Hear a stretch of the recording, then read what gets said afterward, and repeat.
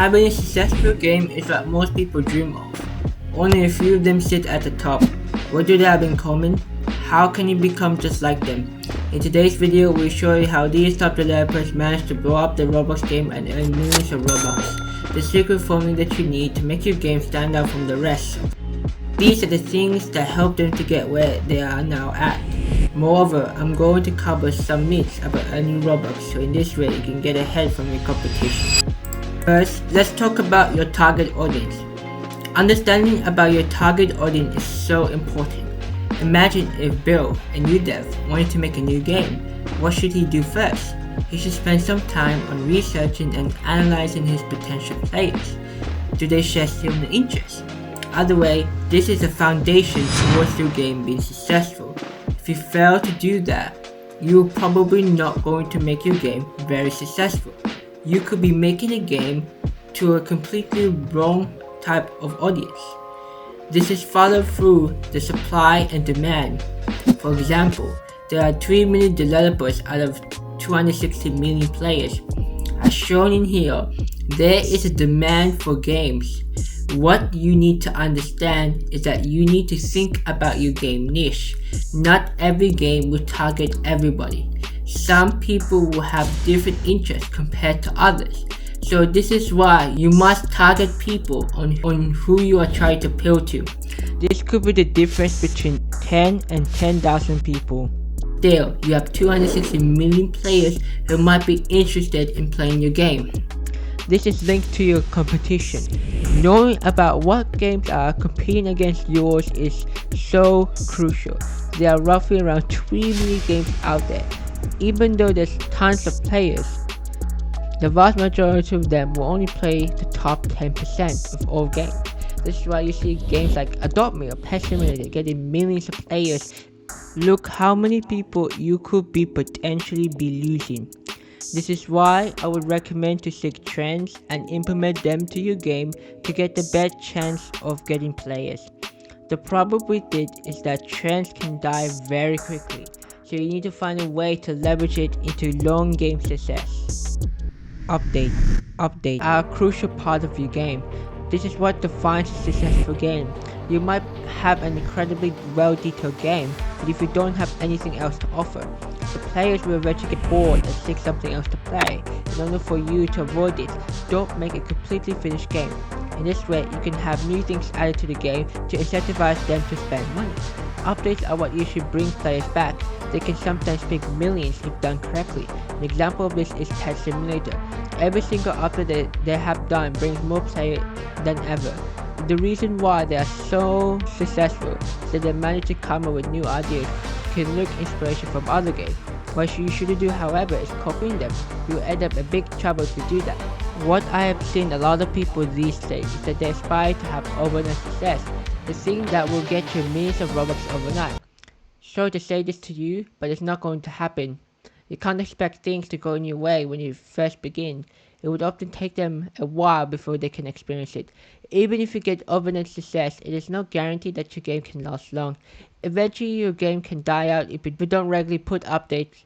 This is why big games hire teams of people to constantly add new things, which in return hooks the player to play the game even longer. The next point is monetization. In order for you to continually attract players, you need to have a way for people to spend money.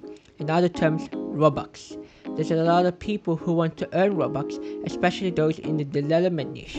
Why are some people earning nothing compared to those who are literally earning millions? Why is this the case? This all comes to how many players you are getting.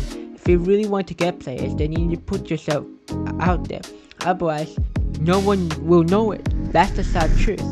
You can't just put a game out there and expect someone to play it. To avoid this, you can advertise your game by joining group hangout games or starting a YouTube channel. The more players you have, the more likely for you to earn some Robux, which in return you can use that to earn DevX into real cash. What most front page developers do is that they make a game that appeals to most people, so that the potential target audience increases. The thing is, there's some high quality games that never took up. Why is it? There is not enough people who is interested in playing a game. Remember, the majority of Roblox players are young kids. All they care about is functionality and fun. This is what separates the Mount Rushmore of developers and everyone else. A question that I've seen a lot in the Roblox development community is why my game is not getting any players.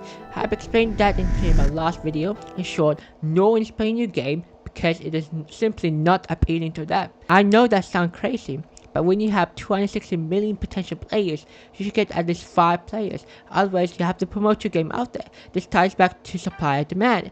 If you're making a game that no one wants to play, then your potential players is limited. To separate the game from the rest of the competition, you need to have at least one unique selling point.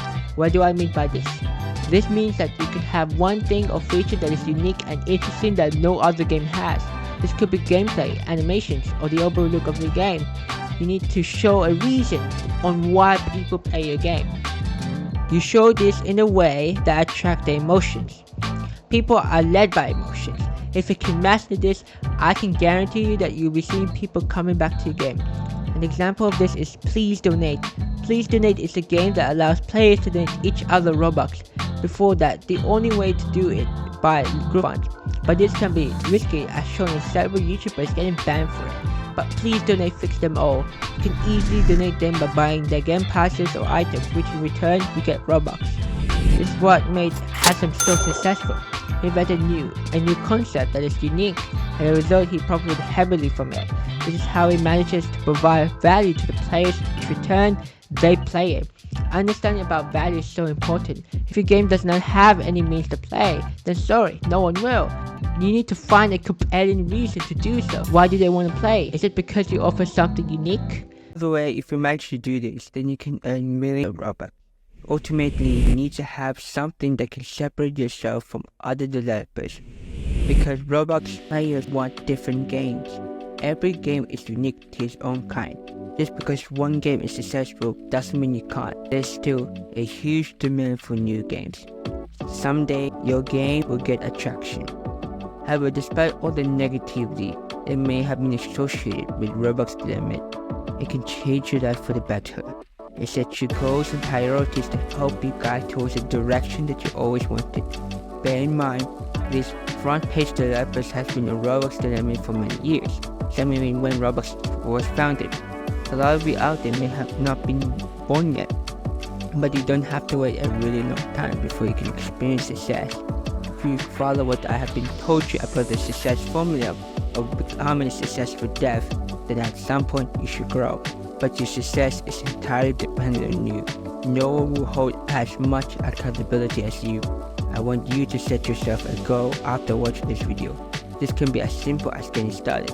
Go watch the last video on screen to find why 99% of Roblox developers fail to pursue Roblox development and how you can avoid it. I would recommend to a serious at starting their own game.